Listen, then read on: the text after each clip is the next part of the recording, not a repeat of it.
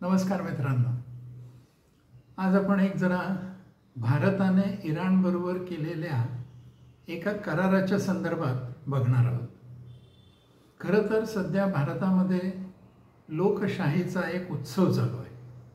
लोकसभेच्या निवडणुकांनी संपूर्ण भारत ढवळून निघालेला आहे। वेगवेगळे पक्ष, त्यांचे उमेदवार, मतदान, प्रचार सभा, रोड शो या सगळ्यामध्ये भारताचा मीडिया सध्या फार गुंतून गेलेला आहे। आणि अशा परिस्थितीमध्ये या कराराचं वार्तांकन करण्यासाठी भारतातल्या प्रसिद्धी माध्यमांना फारसा वेळ आणि जागा मिळालेली दिसत नाही। हा करार भारताच्या दृष्टीने अतिशय महत्त्वाचा आहे, अतिशय फायद्याचा आहे आणि अतिशय धोरणात्मक आहे आणि याचा लाभ भारताला आगामी 10 वर्षांसाठी मिळणार आहे। या कराराने जगातल्या ज्या 2 महासत्ता आहेत, अमेरिका आणि चीन, यांच्या भुवया उंचावल्या आहेत। एवढंच नाही तर अमेरिकेने तर भारताला निर्बंधांची आठवणही करून दिलेली आहे। असा हा कोणता करार आहे बरं? या कराराचं नाव आहे चाबहार बंदर विकास करार। भारत आणि इराण यांच्या दरम्यान हा करार नुकताच म्हणजे याच आठवड्यात करण्यात आला। अरबी समुद्रात चाबहार हे एक बंदर आहे जे इराणचं आहे। या बंदरातील एक टर्मिनल भारताने विकसित करायचं आणि पुढे 10 वर्ष भारताने ते वापरायचं, त्याचं व्यवस्थापन करायचं, असं या कराराचं स्वरूप आहे। या बंदराचं भौगोलिक स्थान इतकं महत्त्वाचं आहे की भारताने 2003 सालीच हे बंदर विकसित करण्याची तयारी दाखवली होती। परंतु नंतरच्या काळात यात फार प्रगती झाली नाही। 2013 मध्ये म्हणजे जवळपास 10 वर्षांनी भारताने या बंदर विकासासाठी $100 दशलक्ष गुंतवण्याचं मान्य केलं। मे 2015 मध्ये किती मध्ये वेळ गेलाय आपण बघू शकतो। मे 2015 मध्ये या संदर्भातला एक MOU म्हणजेच परस्पर सामंजस्य करार भारत आणि इराणच्या दरम्यान झाला। 2016 मध्ये भारताचे पंतप्रधान यांनी आपल्या तेहरान दौऱ्यादरम्यान असं जाहीर केलं की आम्ही हे बंदर डेव्हलप करण्यासाठी मोठी गुंतवणूक करणार आहोत। त्यानंतर फेब्रुवारी 2018 मध्ये इराणने या बंदराचा ताबा भारताला 18 महिन्यांसाठी दिला। 2018 पासून ते 2024 पर्यंत म्हणजे जवळपास 6 वर्षाचा हा कालावधी आहे। या 6 वर्षाच्या कालावधीत इराणने भारताला हे बंदर विकसित करण्यासाठी अल्प मुदतीचा करार केला आणि त्यानुसार भारत वर्षासाठी किंवा त्या जवळपासच्या कालावधीसाठी या बंदराचा विकास करून वापरत आला आहे। आता पहिल्यांदा भारताबाहेरचं एखादा बंदर 10 वर्षासाठी विकसित करेल आणि 10 वर्षासाठी त्याचा वापर करेल, व्यवस्थापन करेल। आता या कराराचे आर्थिक फायदे काय आहेत? हा करार महत्त्वाचा काय आहे भारतासाठी? तर अरबी समुद्रातलं चाबहार हे ठिकाण भारताच्या पश्चिम किनारपट्टीपासून सहज पोहोचण्यासारखं आहे। कांडला बंदर आणि मुंबई या दोन्ही भारतीय बंदरांसाठी चाबहार हे मोक्याचं ठिकाण आहे।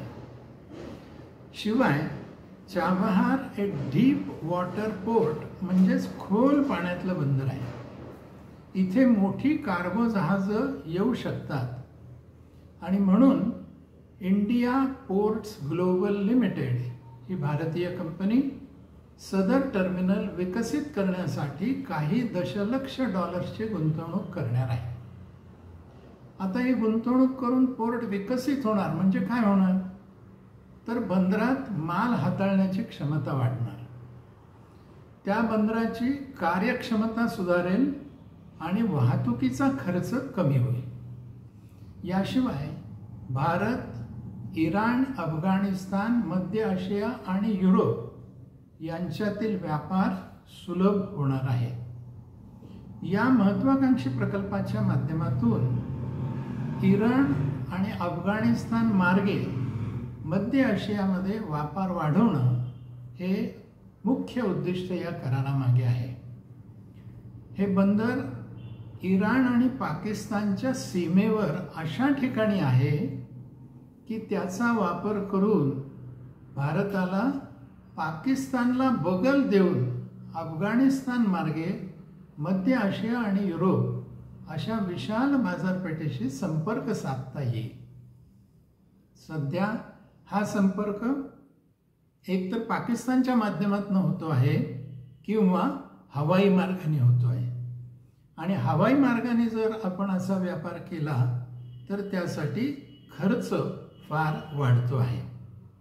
याशिवाय भारत, इराण, रशिया आणि युरोप यांना जोडणाऱ्या 7,200 किलोमीटर लांबीच्या international north south transport corridor उभारणीत या कराराचा लाभ होणार आहे.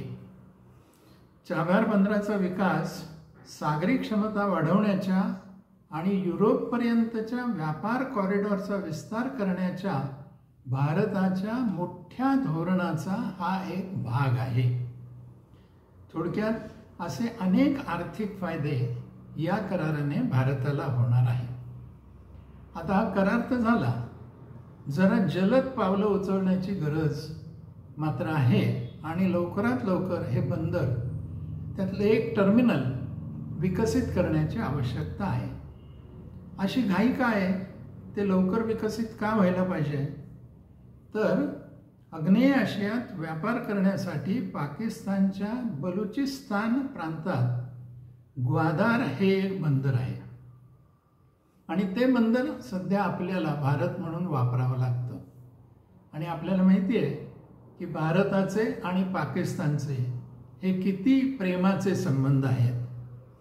शिवाय हे ग्वादार बंदर विकसित करण्यासाठी चीन पाकिस्तानला आर्थिक मदत करत आहे आणि इतर सर्व प्रकारची सुद्धा मदत चीन ही पाकिस्तानला करत आहे. कारण चीनला आशियामध्ये आपलं वर्चस्व प्रस्थापित करायचं आहे आणि त्यासाठी पाकिस्तान हा एक कच्चा दुवा त्यांच्याजवळ आहे. शिवाय चीनच्या बेल्ट अँड रोड नावाचा जो प्रकल्प आहे त्या प्रकल्पाचा ग्वादार बंदर हा एक महत्त्वाचा बिंदू आहे. आता एकीकडे पाकिस्तान आहे, दुसरीकडे चीन त्याला मदत करत आहे. पाकिस्तानचे आपले संबंध प्रेमाचे आहेत आणि चीनचे तर विचारायलाच नको. या पार्श्वभूमीवर भारताला ग्वादारसाठी पर्याय दीर्घ काळासाठी आवश्यकच होता आणि इराणच्या या चाबहार बंदराच्या विकासाच्या या कराराने हा पर्याय उपलब्ध निश्चितच झालेला आहे. कारण काय, तर ग्वादार आणि चाबहार या दोन बंदरातलं अंतर हे 70-75 किलोमीटरपेक्षा अधिक नाही आहे. त्यामुळे भारताच्या दृष्टीने या बंदराचा विकास करून त्याचं व्यवस्थापन आणि वापर करणं हे अतिशय महत्त्वाचं आहे. शिवाय भारताच्या दृष्टीने आणखीन एक चांगली गोष्ट म्हणजे चीन जरी पाकिस्तानला मदत करत असला तरी पाकिस्तानात असलेलं राजकीय आणि सामाजिक स्थैर्य, बलुचिस्तानमधील स्थानिक असंतोष या सगळ्यामुळे चीनला ते बंदर विकसित करून वापरण्यासाठी फार काही करता आलेलं नाही आहे. या पार्श्वभूमीवर 10 वर्षाचा करार करून भारताने पहिला टप्पा तर ओलांडला आहे. आता ग्वादारच्या आधी चाबहार पूर्णपणे विकसित करून पूर्ण क्षमतेने वापरणं हे भारतासाठी आणि इराणसाठी सुद्धा फायद्याचं ठरणार आहे. पण हे सगळं स्मूथ होईल का, की ह्याच्यात काही अडथळे पण असू शकतात. अडथळे 2-3 फार प्रमुख आहेत. त्यातला पहिला अडथळा आहे तो म्हणजे इराण हा देश. जगात आज इराण एकाकी पडत चालला आहे आणि युद्धखोर अशी त्याची प्रतिमा तयार होत आहे। यासाठी कारणही तशीच आहेत। एक तर इराणने युक्रेन युद्धात रशियाची बाजू घेतली आहे। इतकंच नाही तर रशियाला ड्रोन सामग्री पण पुरवली आहे आणि इस्रायल विरोधात बंडखोरांच्या एका मोठ्या गटाला इराणनं रसद आणि शस्त्रास्त्रही पुरवली आहेत। म्हणून इराण हा जगाच्या दृष्टीने युद्धखोर, भांडखोर असा देश मानला जातोय आणि म्हणून तो एकाकी पडतोय, ज्याच्याबरोबर आपण करार केला आहे। दुसरं, चाबहार बंदराच्या विकासात आणि वापरात अफगाणिस्तानची भूमिका ही अत्यंत महत्त्वाची आहे। अफगाणिस्तानची आज स्थिती काय आहे? गेल्या काही वर्षापूर्वी अमेरिकेने तालिबानचा बिमोड करून अफगाणिस्तानातून पाय काढता घेतला होता, पण आता पुन्हा त्या ठिकाणी तालिबानी राजवट ही प्रस्थापित झालेली आहे। इराण आणि अफगाणिस्तान दोन्ही देशांची अशी स्थिती आहे आणि या दोन्ही देशांचा सक्रिय आणि प्रेमपूर्ण सहभाग असल्याशिवाय भारताला हे बंदर विकसित करणं अवघड आहे। म्हणून अडथळ्यातली हे दोन प्रमुख गोष्टी। याशिवाय आणखीन एक अडथळा आहे आणि तो म्हणजे भारताचा इराण आणि रशिया यांच्याशी मोठा व्यापार आहे आणि प्रामुख्याने त्यांच्याकडून रुपयात आपण तेल मोठ्या प्रमाणावर आयात करतो आहोत। म्हणजे तेल आयात करणं हा एक भाग आणि रुपयात तेल आयात करणं हा भारतासाठी महत्त्वाचा प्लस पॉईंट आहे। यावर अमेरिकेने नाराजी व्यक्त केली आणि भारताने त्या नाराजीची दखल घेऊन इराणकडून तेल आयात कमी केली। म्हणजेच अमेरिका आधीच भारताच्या इराणबरोबरच्या व्यापाराशी तसंच अमेरिकेचा शत्रू असलेल्या रशियाशी व्यापार संबंध दृढ करत आहे। हेही एक अडचणीचं कारण ठरू शकतं, कारण अमेरिकेच्या परराष्ट्र खात्याने चाबहार करारानंतर लगेच संभाव्य निर्बंधांचं स्मरण भारताला करून दिलं आहे। हे जरी अडथळे असले तरी हा करार करून भारताने फार मोठी मजल मारलेली आहे। काय अन्वयार्थ आपण काढू शकतो या कराराचा आर्थिक फायद्यांच्या शिवाय? मला वाटतं काही गोष्टी ठळकपणे समोर येतात। त्यातली पहिली ठळक गोष्ट सामाजिक आहे असं मला वाटतं, आणि ती काय तर देशात पंचवार्षिक निवडणुकांची रणधुमाळी चालू आहे। शासन आणि प्रशासन पूर्णपणे त्यात व्यस्त आहे आणि असं असताना सुद्धा आपला नित्य कार्यक्रम, नित्य कामं शासनाने आणि प्रशासनाने चालू ठेवले, त्याचा हा पुरावा आहे। इतका मोठा आंतरराष्ट्रीय करार अंतिम टप्प्यापर्यंत आणणं आणि त्याला मूर्त स्वरूप देणं, मला असं वाटतं ज्या वेळेला प्रधानमंत्री, परराष्ट्र मंत्री, वाणिज्य मंत्री आणि अर्थमंत्री असे सगळे महत्त्वाचे मंत्री निवडणुकीत गुंतलेले असताना सुद्धा हा करार अंतिम टप्प्यात पोहोचवला। नुसताच पोहोचवला नाही तर तो करार करूनही दाखवला। हा मला वाटतं एक मोठा अन्वय आपल्याला या करारातनं मिळतो। दुसरी एक गोष्ट महत्त्वाची म्हणजे शासनाचा आत्मविश्वास आणि देशहिताला दिलेलं प्राधान्य। कोणत्या वेळेला हा करार झाला आहे ह्याचा जर आपण विचार केला तर लक्षात असं येईल की निवडणुका आहेत, लोकशाही आहे, कोण निवडून येण्याची खात्री नाही आहे, पण सरकारला हा आत्मविश्वास आहे की आम्ही पुन्हा सत्तेमध्ये येऊ आणि देशहितासाठी उपयुक्त असा हा करार करण्याची जी संधी आत्ता आली ती आम्ही आत्ता पदरात पाडून घेऊ। याचा नुसता आर्थिक लाभ नाही आहे तर त्या बंदराचं भौगोलिक स्थान लक्षात घेता याचा सामरिक सुद्धा मोठा लाभ हा भारताला मिळणार आहे, असं देशहित सुद्धा डोळ्यासमोर ठेवून निवडणुकीच्या काळात सुद्धा हा करार केला, ही दुसरी महत्त्वाची गोष्ट अधोरेखित करायला पाहिजे। तिसरी एक गोष्ट लक्षात येते ती म्हणजे अमेरिकेने निर्बंधांची धमकी देऊन सुद्धा भारताने हा करार केला। हा करार करण्याचं धाडस दाखवलं।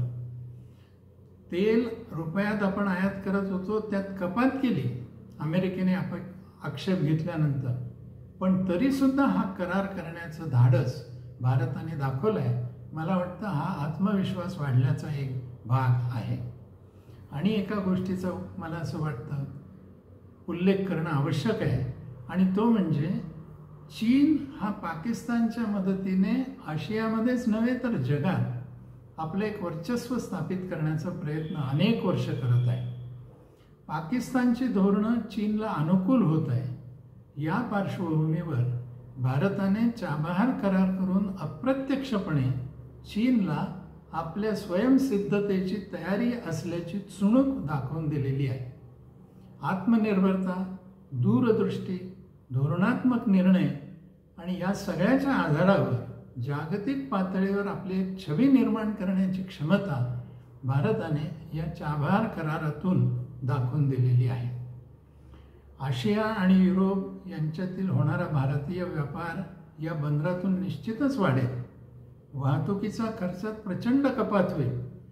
या आर्थिक फायद्याबरोबरच बंदराचे व्यवस्थापन 10 वर्षासाठी भारताच्या ताब्यात आल्याने सामरिकदृष्ट्याही भारत बलवान होईल. आणि म्हणून हा करार अत्यंत महत्त्वाचा आहे. त्याकडे लक्ष वेधण्यासाठी मी हा व्हिडिओ आपल्यासमोर सादर करत आहे. धन्यवाद.